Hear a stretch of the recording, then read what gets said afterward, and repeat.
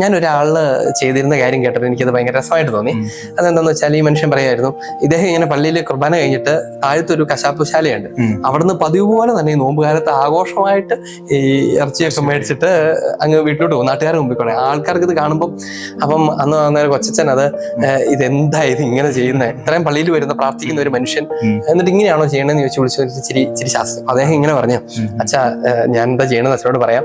ഞങ്ങൾ ചെയ്യുന്നതെന്നു വെച്ചാൽ ഞങ്ങൾ സാധാരണ എല്ലാ ഞായറാഴ്ചയും മാംസം മേടിക്കാറുണ്ട്. അപ്പൊ അതുപോലെ ഞങ്ങൾ ഇപ്പോഴും മേടിക്കും. എന്നിട്ട് ഞങ്ങൾ വീട്ടില് ഇത് ഞങ്ങൾക്ക് പറ്റുന്ന ഏറ്റവും നന്നായിട്ട് കുക്ക് ചെയ്തിട്ട് ഞങ്ങളത് അയലോക്കത്തെ ആളുകൾക്ക് കൊടുക്കും, അക്രൈസ്തവരായിട്ടുള്ള ആളുകൾക്ക് അത് കൊണ്ട് കൊടുക്കും. എന്നിട്ട് ഞങ്ങൾ നോമ്പ് ആചരിക്കും.